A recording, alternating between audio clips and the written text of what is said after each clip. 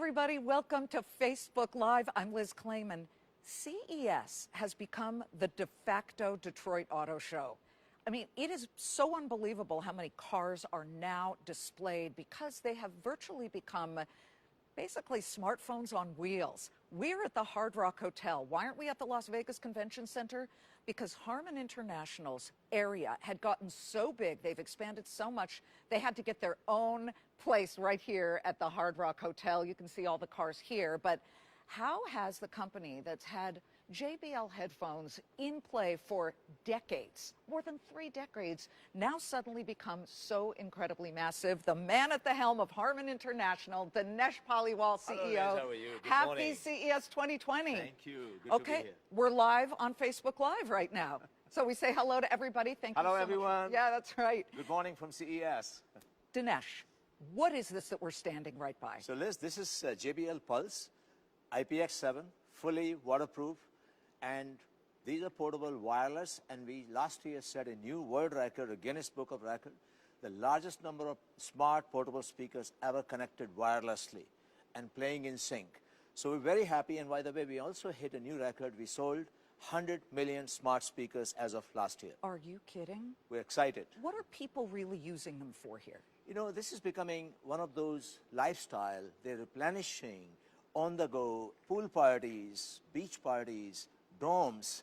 So millennials, Gen X, everybody, you're traveling with them. So it's like an iconic thing. And what else can it do? As you say, it's a smart speaker, so it weaves in Alexa. Tell us. You can use actually Google, Alexa, Bixby, whichever. This is agnostic to any of the smart devices you want it to be. So this is a smart device. It adapts. Okay, the Pulse. Yeah. Wow, 100 million. 100 million, we have hit the portable wireless speakers. I have to tell you, though, people think about JBL and they think about headphones, right? And headphones have become a huge business. Obviously, Beats, Apple bought it, lots of competition. Yeah. Talk about the newest thing for your headphones right now. So we sold 100 million headphones, Liz, and we are the fastest growing headphones company right now, ahead of Apple, ahead of Bose and Sony.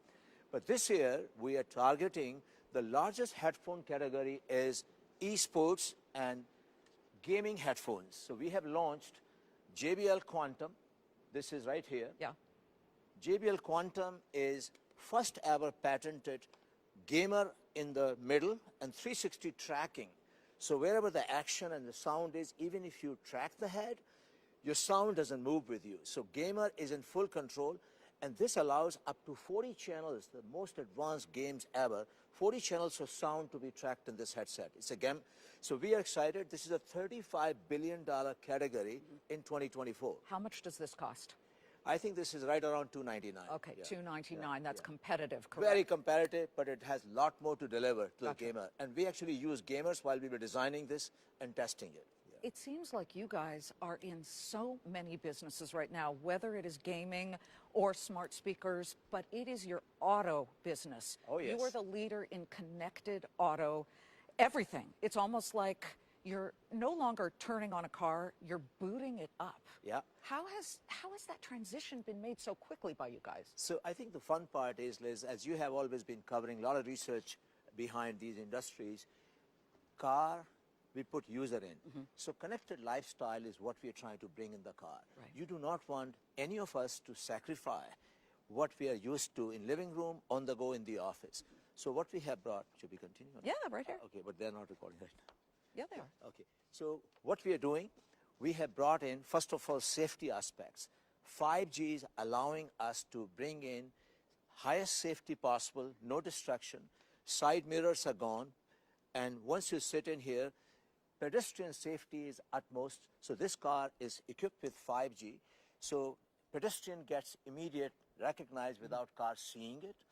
And it also has a full-flash display technology, augmented reality, augmented navigation, live from the cloud, all off-board navigation, off-board activities. I am not sure I could get used to no side mirrors. Frank, check these out on the sides. So these are not side mirrors anymore. No they more. are cameras, I would imagine. So you see the inside, you see that's the side mirrors. Yeah. And these cameras are designed and built So by the Samsung. digital side mirrors are right here. Cameras are done by Samsung. The smart displays are by Samsung. 5G is from Samsung. So that was a great synergy between Harman and Samsung. And we brought in all our cloud applications, Harman Ignite, into this car. So this is really showing. We had yesterday BMW, and they actually launched their first 5G-enabled telecommunication unit done by Harman. So their executives were here. They were blown away with the capabilities we are showing in the car. List the car companies that you have partnerships right now with. Right now, frankly, we are very happy that we are in with German car companies. We are in with American companies. GM is a huge account for us. Chrysler, Ford, they're all our customers. And we're working with Japanese. But the important part is now all of these American, European companies are going to China. So we have to have a full capability, in which we do, from R&D, design, manufacturing, and engineering in China for GM, for Daimler, for BMW. So we have a full-fledged R&D. So our aspects of, or our input to the presidents of any country, you have to have your full value chain in every country. So whether you put tariffs or what have you, it's really not impacting us. Okay, so he just mentioned China. Last year, Dinesh, you and I talked about the U.S.-China trade war. We are about a week away from what is supposed to be the signing of Phase 1. How will this be a game changer for you guys and people in the auto industry who have supply chain, touch points with China and everything else? Liz, I've always said, I think I'm all for free and fair trade. So I give credit to our president to standing up that China, come on, level playing field for everybody. But tariffs are no good. In the end, American consumers like you and I will end up paying the tariffs. So I hope this is a short-term initiative to bring China or other countries to the table. But in our case, we have a full supply chain in China, full supply chain in North America and Europe. So I think we'll minimize the impact. However, consumer products and some of the products which are coming from Asia, there we have to pass on the increases in cost due to tariffs to the consumers. Have you done that? We are in process of it. We are trying to find ways not to pass it, trying to mitigate. But if the Phase 1 is done, Yeah. Can you stop that process? If Phase 1 is done, then we can minimize, because we are trying to adjust to Vietnam, to some other sources, so that we can avoid passing the cost to the American consumers. We were just at the Pulse Tower for the smart speakers. How close are we, Dinesh, to having Alexa actually take over robotic moves in cars, whether it be steering, braking, acceleration? I think that's a very complex question. I'm glad you asked that. Consumer products on its own are wonderful, but when it comes to car, it's a whole new game. We really have to develop and test all these applications, platforms in the car. That's what we're doing. So we're working. Good thing is, I have a technology council which has people, top people from Amazon, from Google, from Microsoft, from automotive. So we are bringing inputs. The fact is, no one company, whether it's Google, Amazon, or Samsung, or Harman, we cannot do it alone. We have to collaborate. So I think we are doing it, and they're learning how complex car is. These screens, and Frank, you can look all over. I mean, you've got it right here in the divider. You've got the dashboard. You've got the screen in the middle, the sides. There is the question about distracted driving. And we get this all the time. Well, this is all very good, but we've seen problems even with autopilot technology, but where people are looking at a movie or games or fooling around with, karaoke? What do you say about the safety issue? So first of all, you have to make it AI-based voice. You should not be touching anything and just talk to the system. That's what this car is equipped. Artificial intelligence-driven voice command, everything is voice, number one. Second, you touch the safety, very near and dear to my heart. In US alone, last year, according to NHTSA, we lost $1.5 trillion worth of GDP due to accidents or productivity loss sitting in a traffic jam. Imagine if we can solve that with the proper safety and designing without destruction the car experience. Even half of that will add $750 billion to US economy. Globally, that number is 1.5 to 2% of GDP. So we're really going after. Second, important point, this automation is critical. We're only sweating this asset 5%. 95% of the time, cars are sitting in a parking lot in a garage. So we have an incredible road ahead of us to lift the utilization by bringing AI, machine learning. But 5G is the biggest enabling technology. And now we are seeing it's happening. Yesterday, BMW announced with Harman the first ever car with 5G coming in 21.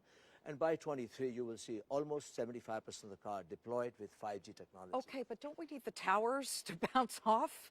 That's the issue, chicken and egg with 5G. You're absolutely right. Infrastructure has to keep up. Yeah. And this is where public-private partnership will come in. Will, but it's not there It's yet. not there yet. We're talking Okay, 23, see, I 24. told you, Yeah. it's not there yet. not yet. No, yeah, You know, Liz, we have Secretary Chow coming. right. And I would have an opportunity to speak to her. I've met her many times.